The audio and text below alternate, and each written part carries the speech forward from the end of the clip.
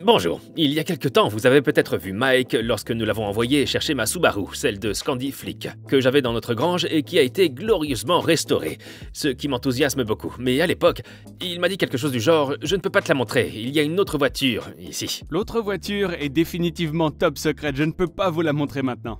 Je sais qu'il a dit ça, et je sais qu'il vous l'a flouté. Regardez, juste là.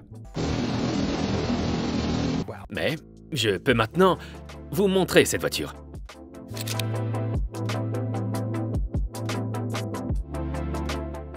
Oui, je sais que, une fois qu'on l'a vue, elle est difficile à oublier. C'est la Chevrolet SSR, que j'ai conduite dans Eurocrash.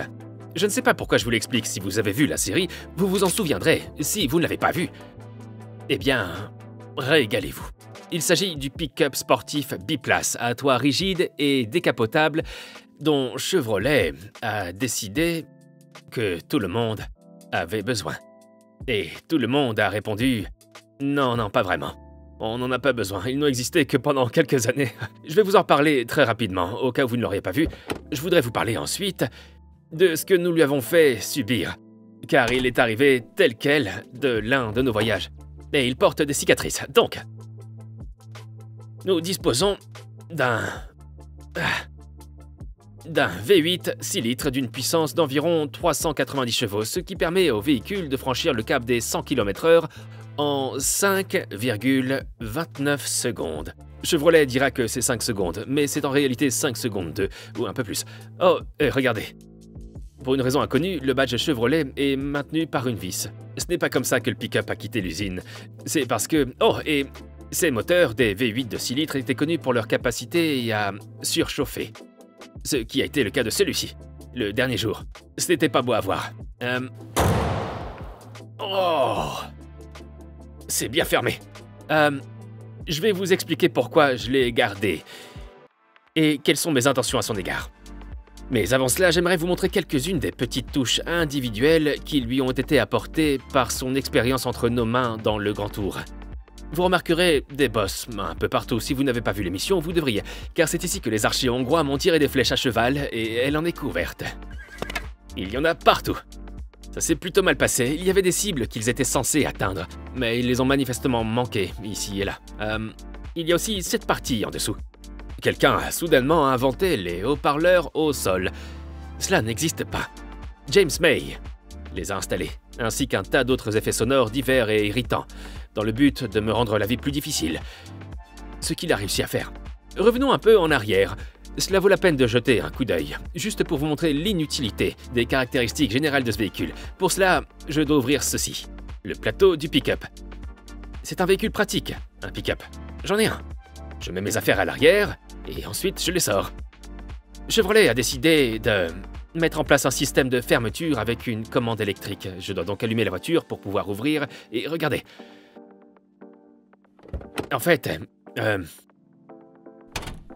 j'ai isolé la batterie, parce qu'elle se décharge lorsqu'elle reste inactive pendant de longues périodes. Donc avant cela, ce n'est pas une fonction pratique, n'est-ce pas? Je vais juste jeter des trucs dans le coffre. Bon, maintenant, où est l'interrupteur? Il est là. Donc, pour une raison quelconque, le ventilateur est allumé depuis qu'il a surchauffé. Je ne suis pas un bon vendeur, n'est-ce pas? Non, attendez, je n'ai pas encore ouvert le coffre. C'est un pick-up. L'idée, c'est qu'il y a un trou dans lequel on met des trucs. Bon, ensuite, il y a un bouton caché dans le tableau de bord. Voilà. Mais attendez. Je vais désactiver l'isolateur, sinon le ventilateur fonctionnera indéfiniment. Ah. Et maintenant, vous voyez le problème.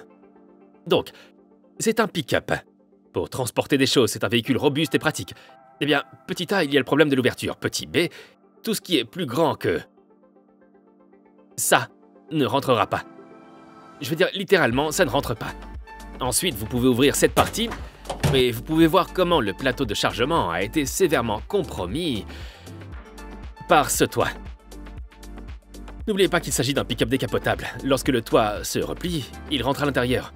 Vous perdez donc une grande partie du tableau de chargement. Et ce qui reste, c'est du compromis parce que le coffre se referme.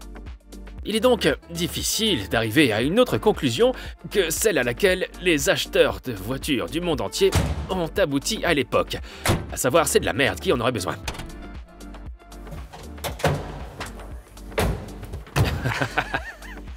Alors, pourquoi je l'ai acheté?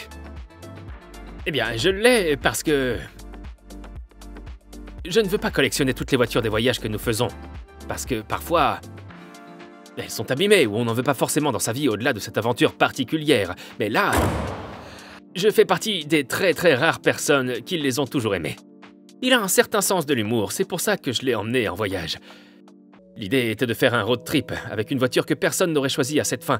Eh bien, personne n'a jamais pensé à faire un voyage. Personne n'a jamais pensé à conduire une de ces voitures. Il y a quelque chose qui me plaît. Je pense que ce que j'aime, c'est son sens de l'humour. Je veux dire, on ne peut pas prendre ça au sérieux. Regardez ça. C'est un pick-up énorme, équipé d'un V6 de 6 litres, à toit rigide, décapotable, qui a trop de compromis. C'est un peu moi. La question est maintenant de savoir ce que je vais en faire. Il est très difficile d'éviter de faire la chose évidente que tous ceux qui ont déjà fait quelque chose à l'un de ces véhicules ont fait. C'est-à-dire la peindre en noir, l'assassiner, perdre tous les chromes et le plastique gris, la mettre sur des roues noires et la faire sauter. Elles n'ont pas l'air si mal. Si vous êtes moi, je ne sais pas. J'étais en voyage dans cette voiture et je l'ai adorée. C'est une voiture dans laquelle j'apprécie être. C'est juste un peu fou. Je veux personnaliser une camionnette qui a été construite pour ressembler à une camionnette personnalisée lorsqu'elle est sortie de la chaîne de production. Mais une partie de moi pense à une peinture qui ferait référence aux vieux pick-up Chevrolet à flanc évasé des années 1950. Alors, est-ce que j'opte pour le noir rugueux et dur, ou est-ce que je joue sur le côté amusant de la chose en faisant quelque chose d'amusant? Ou alors est-ce que je fais une peinture imaginative? Je n'en sais rien du tout. Je ne sais vraiment pas. Donc, c'est à vous que je m'adresse. Vous avez été bon dans ce domaine par le passé? Vous êtes toujours assez bon pour dire « Ne personnalise pas quelque chose, Oliver. » Qui se cache là-bas? Alors, cette fois-ci, c'est le défi.